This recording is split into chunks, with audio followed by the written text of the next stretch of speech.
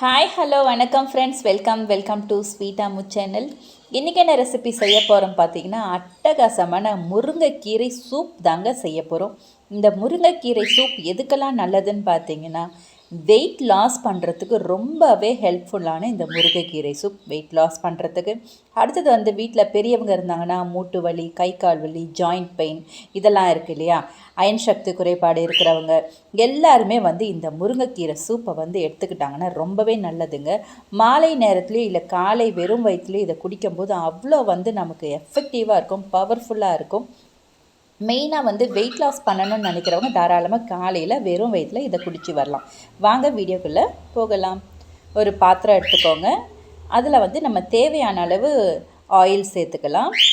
Oil நல்லா கொஞ்சம் சூடேறி வரும்போது நம்ம கடுகு, ஜீரகம் சேர்த்து வெடிக்க விடுறோம். இது நல்லா வெடித்ததுக்கப்புறம் வரமிளகா ஒரு 3-4 வரமிளகா நல்லா சின்ன சின்னதாக கட் பண்ணி இந்த மாதிரி எடுத்து பொரிச்சிக்கோங்க. இது கூட நம்ம ஒரு 10-15 பல்லு பூண்டு சேர்த்துக்கிறோம். பூண்டு நம்ம அரைச்சி சேர்க்கக்கூடாது, இந்த மாதிரி தட்டி தான் போடணும். நல்லா நச்சு போட்டுக்கோங்க. இது கூடவே நம்ம இஞ்சியும் அதே மாதிரி நச்சு போட்டுக்கிறோம். அரைச்சி போடக்கூடாது, பேஸ்ட்டாக போடக்கூடாது. இது நல்லா வதக்கிக்கோங்க. இப்போ இது கூட நம்ம சின்ன வெங்காயம் சேர்த்துக்கிறோம். எங்கள் மீனு குரல் கொடுத்துட்டே இருக்கா, சாரி ஃபார் த டிஸ்டர்பன்ஸ். இது கூட சின்ன வெங்காயம் நம்ம சேர்த்து அதையும் வதக்கிக்கலாம். பெரிய வெங்காயம் போட்டுக்கலாம், மேபி சின்ன வெங்காயம் ரொம்ப நல்லது. அதனால் சின்ன வெங்காயம் ஒரு 4 வெங்காயமாக இருந்தாலும் சின்ன வெங்காயம் சேர்த்துக்கோங்க. இது கூடவே நம்ம தக்காளி பழம், ஒரு அரை தக்காளி பழம் நான் சேர்த்துக்கிறேன். நிறைய சேர்க்க வேண்டாம். ஒரு பாதி தக்காளி பழத்தை கட் பண்ணிவிட்டு இதையும் நல்லா வதக்கி எடுத்துக்கோங்க. ரொம்பலாம் வதங்கணும்னு அவசியம் இல்லைங்க, ரொம்ப கிரேவி பதம்லாம் வரணும்னு அவசியம் இல்லை. கொஞ்சம் ஒரு கண்ணாடி பதம் அந்த மாதிரி வதங்கினா போதும். ஏன்னா இது சூப் தான் இல்லையா, அதனால் கண்ணாடி பதம் வதங்கினா போதும்.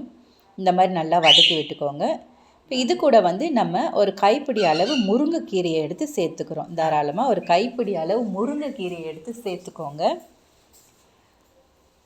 சேர்த்து இதை நல்லா வதக்கி விடுங்க. அந்த எண்ணெயிலே கொஞ்சம் நல்லா வதங்கி வரட்டும். முருங்கைக்கீரை எண்ணெயிலே நல்லா வதங்கி வரட்டும். இப்போ நம்ம கொஞ்சம் போல் மஞ்சள் பொடி சேர்த்துக்கிறோம். ஒரு அரை ஸ்பூன் மஞ்சள் பொடி சேர்த்து அதோட வதக்கிக்கோங்க.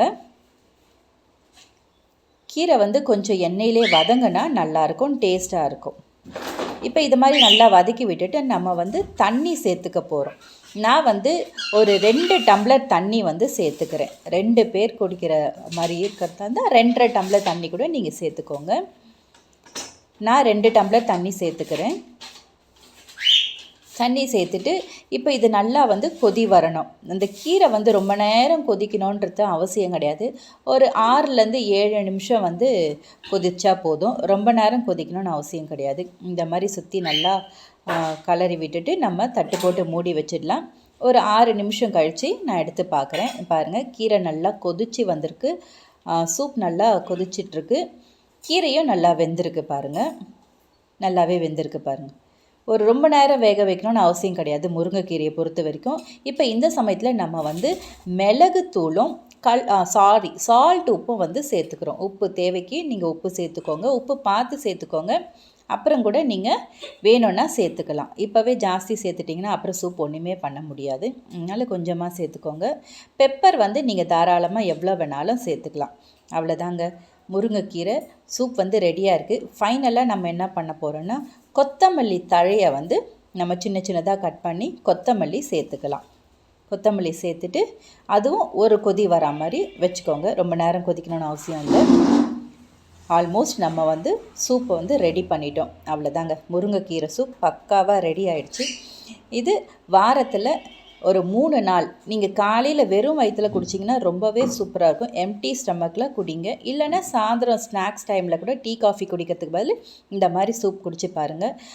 நான் சொன்ன மாதிரி இதே மாதிரி நீங்கள் செஞ்சு பாருங்கள். எப்படி இருக்குன்றது எனக்கு கமெண்ட் செக்ஷனில் கமெண்ட் பண்ணுங்கள். கூடிய சீக்கிரத்தில் 1 மந்த்லேயே உங்கள் வெயிட் லாஸ் ஆகிறது நீங்கள் நல்லாவே கண்குளிர பார்க்கலாம். இந்த வீடியோ பிடிச்சிருந்தால் லைக் பண்ணுங்கள், ஷேர் பண்ணுங்கள், கமெண்ட் பண்ணுங்கள். ஸ்வீட் அம்மு சேனலை சப்ஸ்கிரைப் பண்ணுங்கள். தேங்க்யூ.